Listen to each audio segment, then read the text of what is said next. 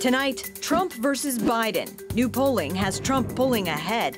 The former president maintaining he did nothing wrong, despite facing a 37-count indictment. I'm covered by the Presidential Records Act. And a new whistleblower in the case against President Biden's son. There were certain investigative steps that we weren't allowed to take that could have led us to President Biden. Plus, an Israeli Silicon Valley. Israel is known as a startup nation. And the princess is scrolling. An inside look at the Space Academy. All this and more tonight on Faith Nation.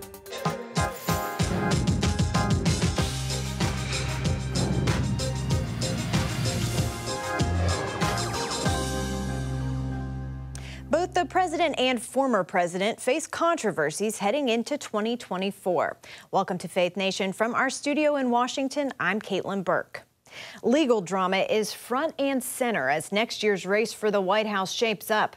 Former President Donald Trump offering new explanations for his handling of sensitive government documents after leaving the White House. But even as he prepares to prove it in court, he recently hinted there could be more charges filed against him.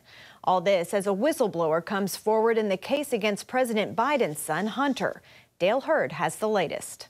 Caitlin, Trump suggested to a New Hampshire audience that charges could be leveled against him related to the Georgia election investigation, but said it would only cause his poll numbers to go up.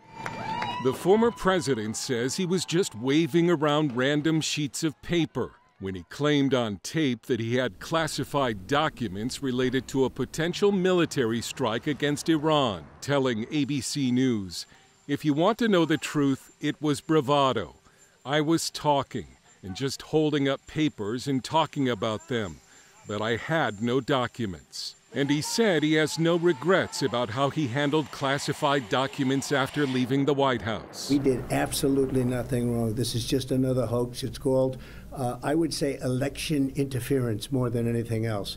It's a disgrace that they can do it. Trump has pleaded not guilty to 37 federal charges in relation to documents found at his Mar-a-Lago estate in Florida.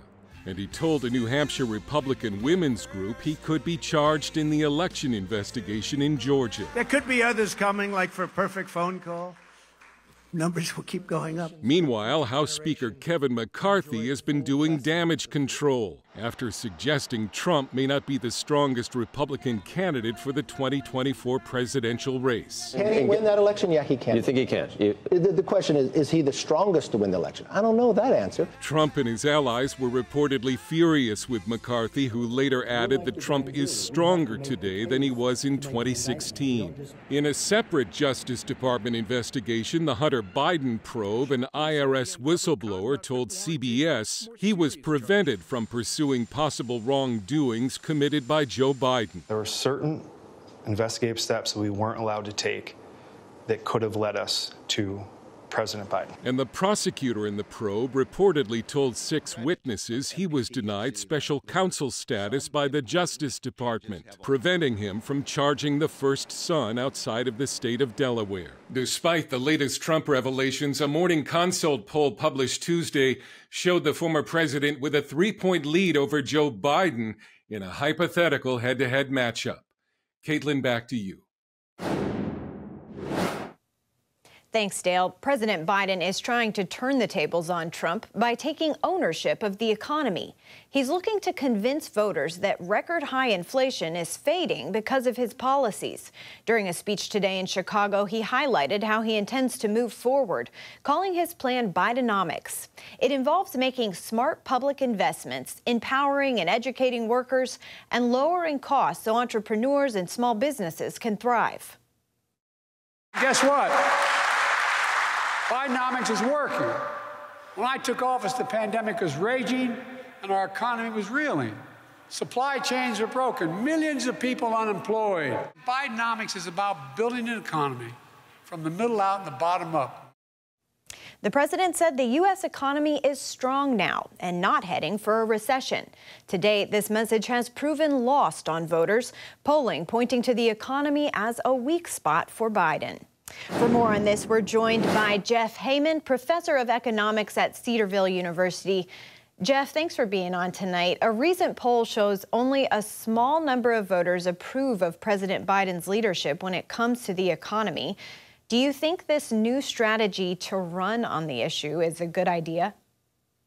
It's really going to not be very effective, I don't believe, for him, principally because most of the things he's going to claim are not going to really weigh in on the expectations of the ordinary Americans. What they see, the number one issue is that their real wages are falling with the heavy inflation we've had. It doesn't matter that there's been strong job growth since the pandemic recovered, and that started, of course, under the Trump administration and continue with the Biden administration. But when your real wages are coming down, people feel it every time they go in the grocery store.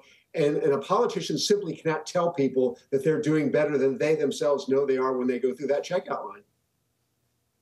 Yeah, those prices are definitely still very high. In polls asking which president handled the economy better, Biden currently trails Trump.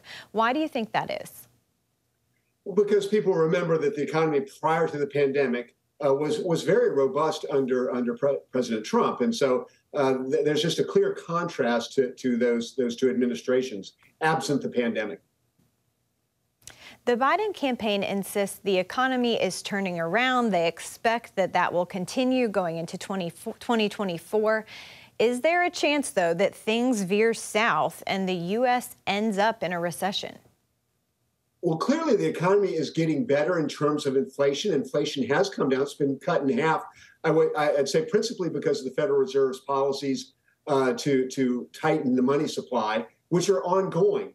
The risk, of course, is that those very same policies that are tightening our money and credit system tend to slow the private economy further. And so that there is a serious risk of recession later this year or next that could be damaging to Mr. Biden. Now, the White House is looking to turn the tables using the term Bidenomics, which was originally meant as an insult by conservatives. How do you see that going with a candidate like Donald Trump as Biden's main rival? I can only imagine the names he's going to call Bidenomics. Suffice it to say, he will have some clever lines to attack that if Mr. Trump ends up being the nominee. I think that's a safe guess. Jeff Heyman with Cedarville University, thanks so much for coming on. You're welcome. Coming up, the Silicon Valley of the desert. Why city planners believe a new project in Israel could be fulfilling prophecy.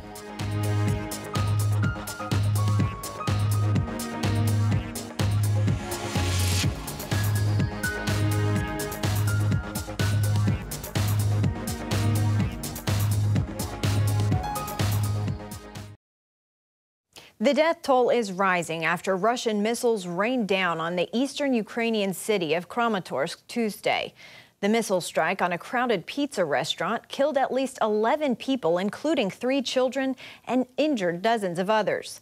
The strike considered a show of force from Russian President Vladimir Putin in the wake of this weekend's rebellion by Wagner Group forces. Meanwhile, according to a new UN report, nearly 2,000 migrants have died trying to cross the Mediterranean Sea this year alone. The most recent incident being the shipwreck of the fishing boat Adriana earlier this month. It was carrying upwards of 700 people. 596 of them are believed to be dead.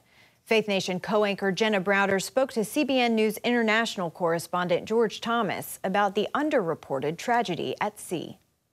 Lost last week in the global fixation of the Titanic sub carrying those 5 people to the bottom of the ocean was the horrific tragedy with the migrant boat still unfolding. Even former President Obama called out the lack of news coverage for the capsized boat full of migrants. George, what did you make of that? Yeah, it really was very, very glaring. Look, I've been to Italy on the shores of the Mediterranean, been to the area known as Lampedusa, where every year hundreds of migrants from across North Africa, from Southeast Asia, take to the high seas in these dingy boats that basically are you're putting your life at risk when you board these small vessels. Just this year, close to about 16,000 people have made that perilous journey across the Mediterranean since 2014. Jenna, over 20,000 people have died on the high seas of the Mediterranean. And so it really was such a glaring contrast to see how the media and the world responded to two very similar situations. Obviously, you didn't have 200, 300 plus people die close to the Titanic, but again, I think in some sense people have gotten used to these migrants dying, losing their lives on the Mediterranean. Like I said, since 2014, over 20,000 people have lost their lives. Yeah. Just so sad, both situations. George Thomas, it's always good to see you. Thank you. Same here. You're most welcome. The Silicon Valley of the Middle East could soon become a reality. In the heart of an Israeli desert, a new project is on the drawing board to help make the desert bloom. As Chris Mitchell reports, planners believe it could be a part of fulfilling prophecy. And they will come to Israel and be birthed and grow out of Israel, and the nations will be blessed by this one place. That blessing is the goal of the Negev high-tech project, an ambitious plan to create an Israeli Silicon Valley in the city of Arad. Israel is known as a startup nation, and I believe there's yet to come some world-changing startups from this place in the area of food and agriculture, water, technologies, communications, national security things that are being developed now that we already are aware of in all of these areas. Arad is on the edge of the Negev desert, about a 2-hour drive south of Jerusalem. CBN News joined 3 men there who are part of the project. This now undeveloped land is the site of the project.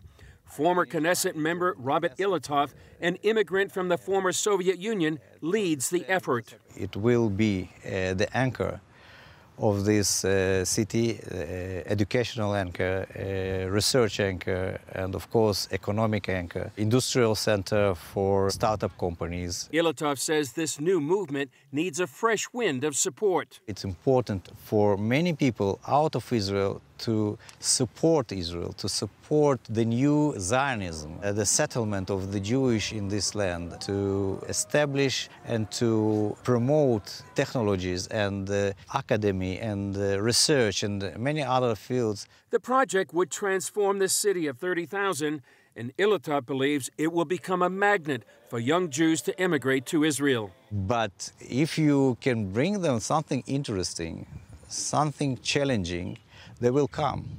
Not for money. They want a challenge. People want to do new things. They want to do smart things. Jews will come to this place if we will do some interesting place for them. And of course, we will do it with God's help. The organizers of the Negev high-tech project see it as part of the prophetic restoration of the land of Israel described by the prophet Ezekiel. I believe this is a prophetic fulfillment of Ezekiel 36. God does these things by the power of His own name and who He is. And His Word prophesied this would happen. And so God uses people, and I believe that God chose certain people to come here to initiate this project.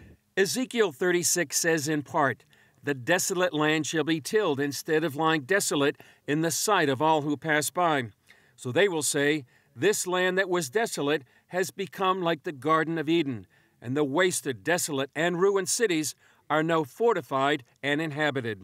This is a historically strategic, prophetically strategic moment, and I believe Arad plays a major role in that. Pastor Randy Burke's New Life Church in Venice, Florida, supports the project. To be here now in Arad, witnessing fulfillment, prophetic word from Old Testament and New Testament, and to have the privilege, the honor to sow into that, not just with finance, but with heart.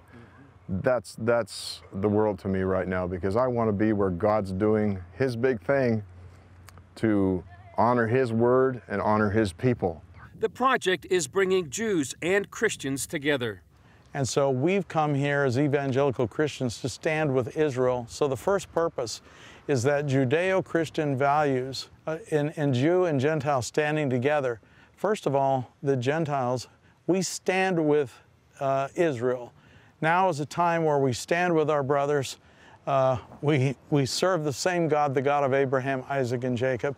And so we stand against any delegitimization against the state of Israel. We stand against BDS. We stand against anti-Semitism. and we thank the Lord for our Jewish brothers who gave us the Word of God. And so we're here to gather with them and see the land prosper and grow. Ezekiel 36 gives us a very clear picture of what's happening. Chris Mitchell, CBN News, Arad in the Negev Desert. The newest branch of the U.S. military is here. And when we come back, CBN News gets an inside look at the cadets training to join the Space Force.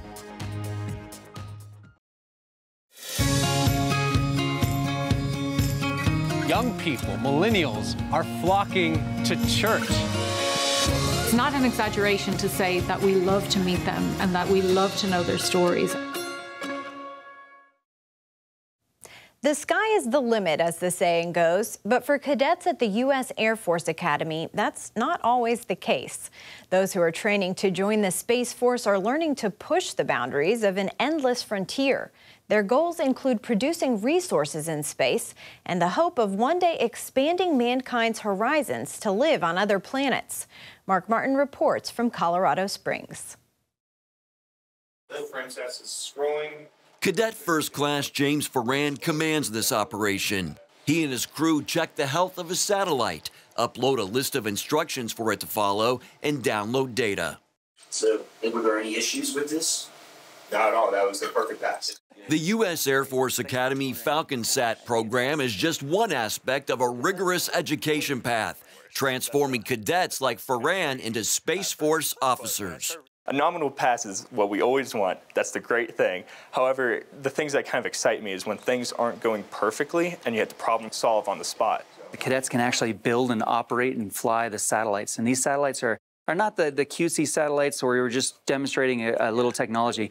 No, these satellites are performing a mission for the Air Force and the Space Force and other DoD customers. Colonel Luke Sauter says having a Space Force is critical to protect key U.S. interests in space and to ensure equal access for the nations of the world to utilize this frontier. Whether it's your cell phone and the GPS connection, whether it's the timing of your banking signals, whether it's the weather that you're expecting to see for the forecast in the next few days, space is everywhere. Well, if we're seeing our commercial assets going to space and the money and the benefit to the economy from a space economy, there's the advent that somebody else will want to also take advantage of that or maybe rob us of that advantage.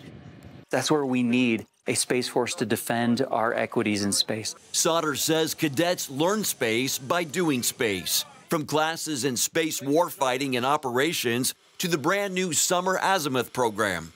From flying in the Vomit Comet and experiencing what weightlessness is like for real, to doing some underwater immersion, to actually getting a briefing and tours of all of the surrounding space infrastructure and architecture that we have in this area. It's a very rich area for the Space Force. The Academy also teaches astrobiology to build the science of growing food, plants, and other resources in space. We're building an astrobiology program very quickly that will incrementally do new and innovative experiments. And each one has a unique angle looking at different aspects of what biology means out in space and how that biology relates back to us here on Earth. Cadet Fourth Class Jordan Moore works to make the perfect mushroom.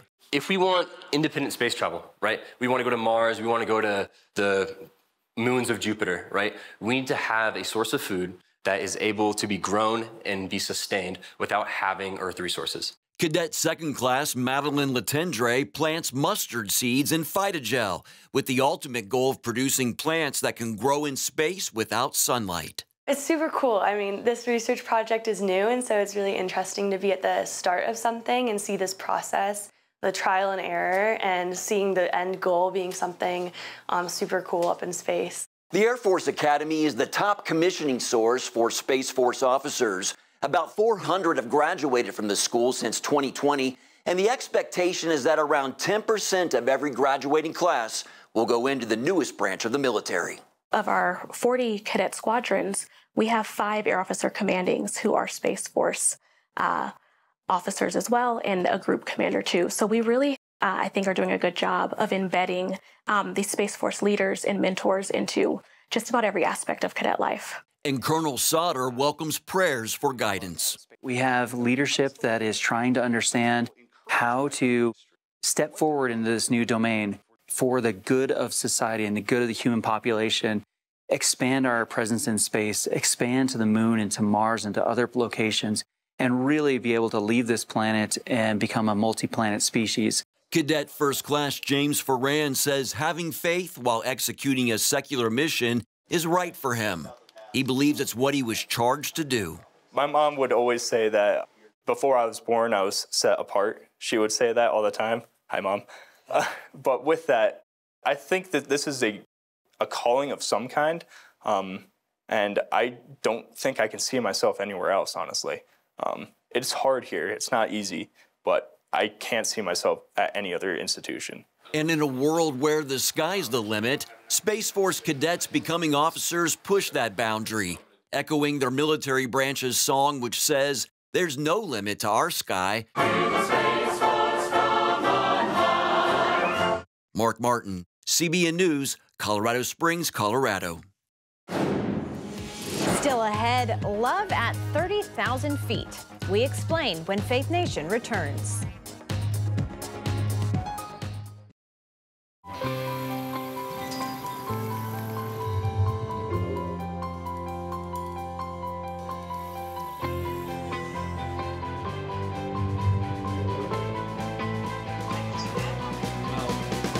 I am Region's first ROTC graduate student.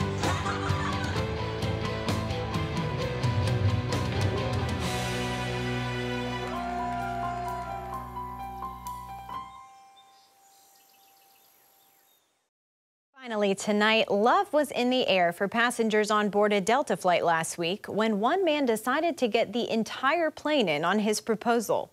With the help of flight attendants and passengers holding up signs, he proposed to his unsuspecting girlfriend at 30,000 feet.